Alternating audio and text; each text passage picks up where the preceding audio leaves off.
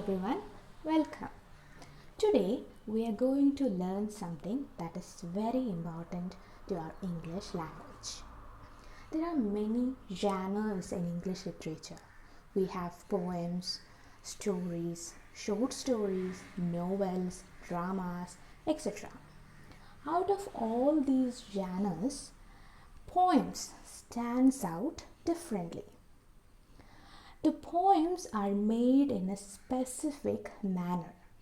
When a poet writes his poem, he arranges the words in a definite order so that as we move from one line to the other, there is an order, there is a rhythm, there is a musical touch to the overall structure.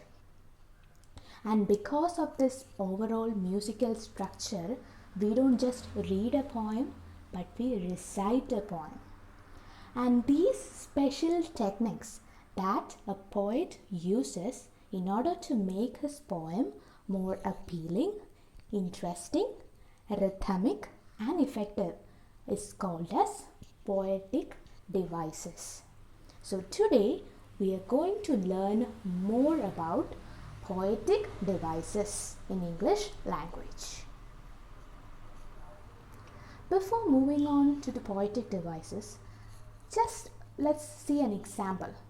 This is a poem, very famous poem written by William Wordsworth. I Wandered Lonely as a Cloud by William Wordsworth, also called as Daffodils. First, let's listen to the poem. Just listen to these lines. They stretched in never-ending line along the margin of a bay. 10,000 saw I at a glance, tossing their heads in sprightly dance.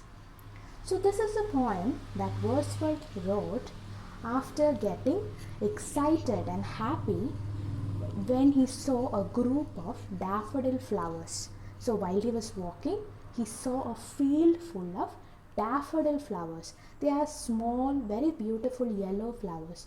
So when he saw this group, the whole group of daffodil flowers, he was very excited and happy. So later when he reached his home, he wrote a poem about it. And these are the 4 lines from his poem. In this line, he describes how he saw those daffodil flowers in the field. So here, just look at the lines. Along the margin of a bay, 10,000 saw I at a glance. So he says here that he saw 10,000 of daffodil flowers. Is it practical that the poet himself stood there and counted each and every one of the flowers? No, it is actually an exaggeration. These statements, they are not meant to give the real number or the actual number of daffodils that the poet saw, but he wanted to give the effect, or he wanted to exaggerate so that he wanted to show that he was so happy when he saw that flowers, and he did not just saw 1 or 2 but a bunch of flowers, and he felt as if there was 10,000 flowers in front of him. So this is a method of exaggeration. This is a type of poetic device. Moving from the normal writing, he wrote an exaggerated way of expressing his feelings. So this type of poetic device is called as a hyperbole. We will look into it later, but this is an example of a poetic device. So a poetic device is not meant to give a literary meaning, but to increase the effect of the poem. Okay, so first let us look at what are poetic devices. What is the definition of a poetic device? So as I said, a poetic device or poetic devices, they are a form of literary device used in poetry. So in each genres we have different literary techniques in order to amplify the effect of that genre. In poetry, these devices are called as poetic devices. Okay, so what are literary devices? They are a figure of speech that gives special effect to the overall structure of that item. So in the poetry, we have poetic devices.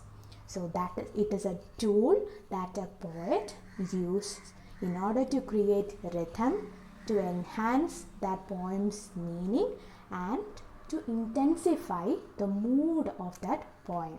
So here we saw an example. Instead of saying he saw just 2 or 3 flowers, he said, I saw 10,000 of daffodil flowers. So that effect, the overall mood and effect of the feeling of the poem is doubled. So these are the tools that a poet uses to improve the feeling and the meaning of a poem. And these poetic devices are also called as figure of speeches. So these figure of speeches help in creating the stronger expression. It's not just for the writer, but when we read the poem, the same effect is felt by the reader. So poetic devices are these simple tools that a poet can use to exaggerate or to improve the overall feeling of a poem. Now let's see the examples of poetic devices. There are many poetic devices in English. We have similes, we have metaphors, we have personification, imagery, idioms, hyperbole, alliteration. We have a long list of poetic devices. And out of these poetic devices, today we are going to look at 12 major ones. We are not going to look at every one of them. We are going to look at every one of them. We are going to look at major 12 poetic devices. The first is simile, metaphor, alliteration, assonance, consonance, repetition, personification, onomatopoeia, hyperbole, idioms, rhyme and oxymorons. So these are the 12 poetic devices that we will be looking into today. Okay, so let's move on. So let's look at our first poetic device. The first one is simile. As the word symbolizes, it shows similarity. So simile is a type of poetic device that is used to compare one object to another using the word like and as. So the words like and as here relates the two object, or it shows the level of similarity. For example, he ran like a cat. So here the word like is joining the movement of the boy with that of a cat. So he ran like a cat, lightly and quietly. Here the use of word like to use the compare the movement make this a simile. Another example, my dog is as smelly as dirty socks. So I am saying my dog is very smelly, and here I use the word as to show that level of comparison. My dog is as smelly as dirty socks. So this is another example of simile. I have given another example too. Her blue mood passed as quickly as an afternoon rain shower. So this is a first poetic device, that is simile, used to compare two objects using the word as and like. Okay, so now let's move on to our second one, metaphor. Metaphor is also a comparison between two objects. So how does it become different from a simile? Here we don't use the term like and as. In simile, we used the term I ran as quickly as a cat. So I used the word as and like. But in here, we don't use the word like and as to compare, but we intend to compare the two objects. For example, he was a statue waiting to hear the news. So he stood there like a statue without moving. So there the meaning is he was standing there like a statue, but we didn't use the word like or as. Indirectly, we are referring the person as a statue. This is an example of a metaphor. He was a statue waiting to hear the news. Another example, she was a mother hen trying to take care of everyone around here. So here the girl is compared to a mother hen. It does not mean she is a real mother hen. We are trying to compare her attitude with that of a mother hen who is very protective of her kids. So here both of these examples gives how a metaphor is placed and how it is different from that of a simile. The only difference is in simile we use the word as and like, but in metaphor we don't use as and like to compare to object. I have also given some more examples. You can look into it. So our next poetic device is alliteration. This is a technique which uses repetition of sounds. In English language, we have two types of sounds. We have consonant sound and vowel sound. Alliteration is a repetition of consonant sounds where between two words which are near to each other. When we read a poem, we have different lines and the repetition of consonant sound within the lines or between the words that are near to each other. For example, Judy joined a jogging club. Here the word j it's a consonant sound and that is repeated throughout the line. Judy joined a juggling club. J is repeated. How many muffins must you make?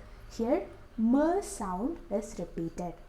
I really like a licking lollipops. Here l sound is repeated. We have an example of a poem. While I nodded, nearly napping, suddenly there came a tapping. This is a line. These are lines from the poem Raven, written by Edgar Allan Poe. And here is a repetition of the consonant sound n. Napping, nodded, nearly. In all three words, n sound is repeated. And therefore, this is called as alliteration.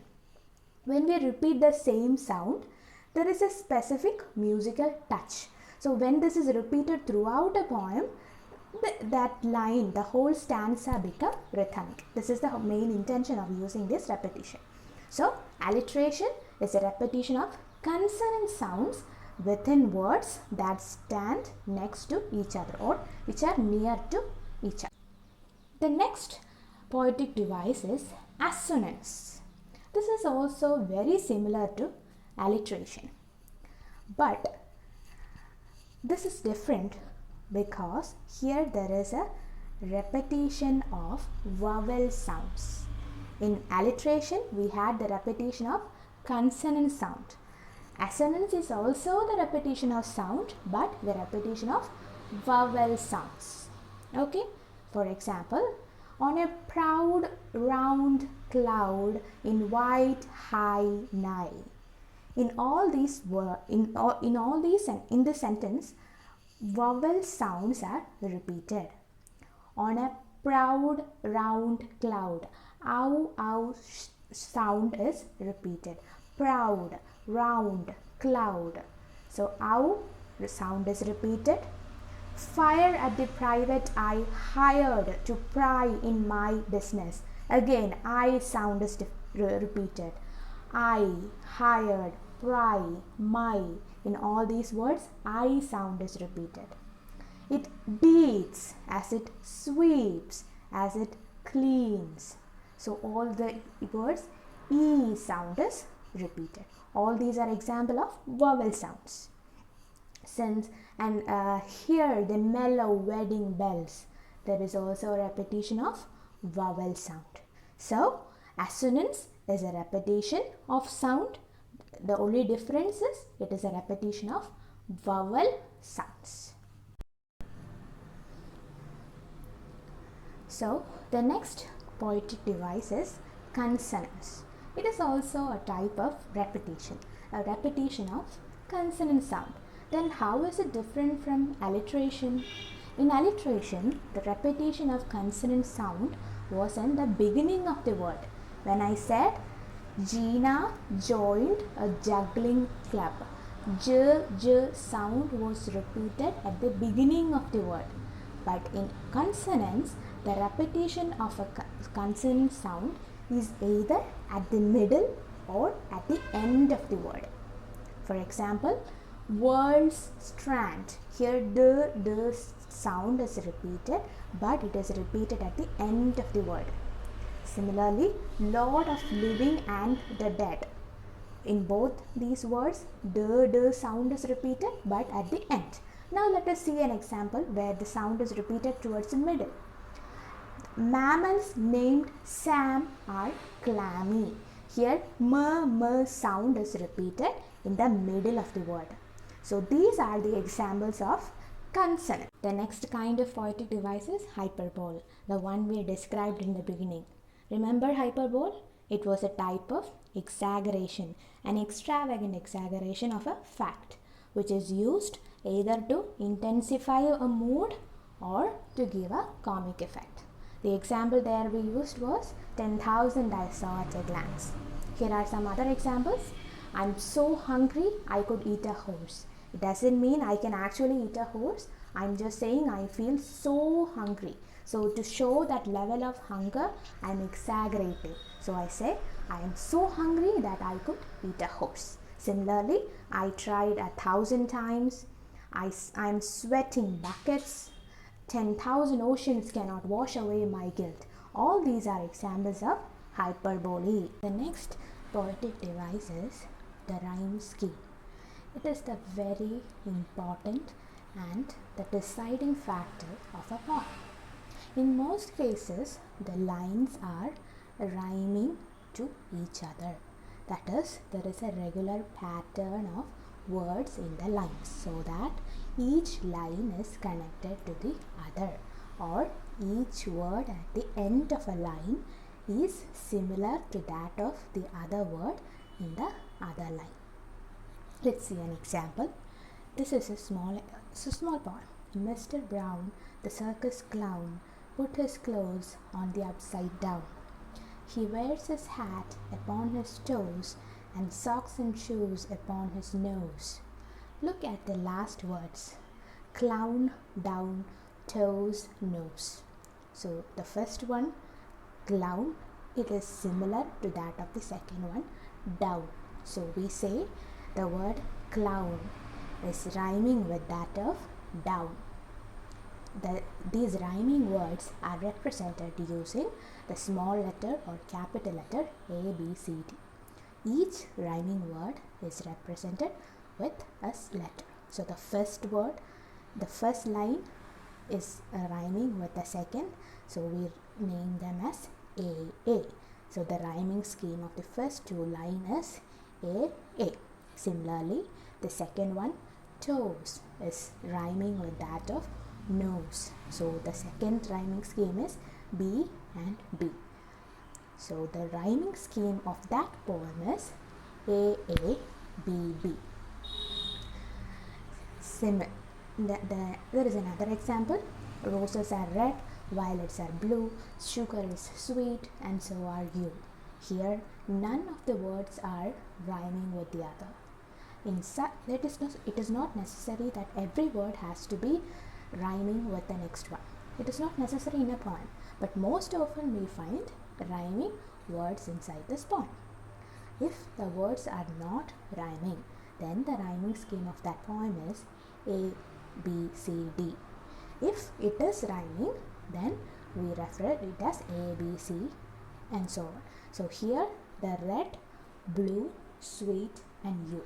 Here only two words rhyme, blue and you. The rest does not rhyme. So the first is A, second is B, third one is C, but fourth one is U, that is similar to that of blue, represented by B. So again the rhyming is B. So the rhyming scheme of that poem is A, B, C, B. Now let us look into this poem and find the poetic device from each line. This is the first stanza. I wandered lonely as a cloud that floats on high o'er vales and hills, when all at once I saw a crowd, a host of golden daffodils, beside the lake, beneath the trees, fluttering and dancing in the breeze. This is the first stanza of the poem. Now let's see. See the red colored line, lonely as a cloud. I wandered lonely as a cloud. So here the word as is used to compare the movement of the poet to that of a cloud. As I said, the poet was walking through the field lonely, alone, and he saw this group of flowers. So here his movement is compared to that of a cloud. I wandered lonely as a cloud. The word used is as. So when we use the word as to compare to object, it is called as simile. So that is the first poetic device, lonely as a cloud, which is an example of a simile. Now look at the green colored words that floats on high over the hills. There, and similarly beside the lake and beneath the trees. So in both these, high, hill sound is repeated. In beneath the lake and beneath the trees, b sound is repeated. So two consonant sounds are repeated, which are at the beginning of the words, not at the end, middle or end, but the beginning. So repetition of consonant sound in the beginning is called as alliteration. So these are the examples of alliteration. The green colored words over there, high, hills, beneath and beside. These are the example of alliteration.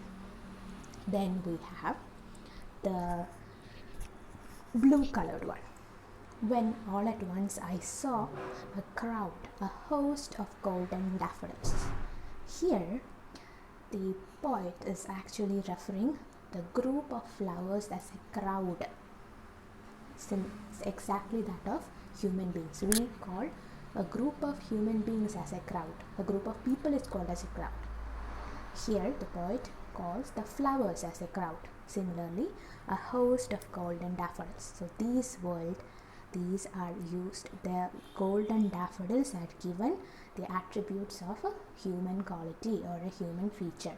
So that becomes the example of personification. So I saw a crowd, a host of golden daffodils as an example of personification. Similarly, dancing in the breeze. It is also an example of personification. There it is dancing. The movement of the flower is compared to that of a dancing by a human being. So same thing. So dancing in the breeze is also an example of personification. More importantly, that violet colored sentence, again fluttering and dancing in the breeze, it is also an example of assonance. Why? Because fluttering, dancing in the breeze. E sound is repeated throughout the sentence. When a vowel sound is repeated, it is called as assonance. So that becomes the example of assonance. And if we look at the whole stanza, we have a rhyming sequence: cloud, crowd. So A. Then hills, daffodils. B. So we have A, where we have the cloud and crowd. There we have A and A. Then hills and daffodils. There we have ills. So that is a rhyming word. So we have B and B. And finally trees and breeze. There we have the rhyming sequence of trees and breeze, C. So the whole rhyming sequence of the paragraph is, or the stanza is, A B, C. So this is how we find the poetic device from each paragraph. Test yourself with the stanza. This is the remaining stanza of our poem Daffodils. You can find the poetic devices on your own. Final slide, I have given a link to a game. It is a simple game that refresh all the topics that we have studied today. There are 4 options, and from each option you have to choose the correct answer. So that's the end of today's class. Today we saw what is a poetic device, how does a poet use it in his poem, what are the different types of poetic device, and the different examples of how can we find a poetic device from a poem. Always remember, these are not the only poetic device that you can find in a poem. You can find more and more if you look closely in a poem. I hope you have understood. Thank you.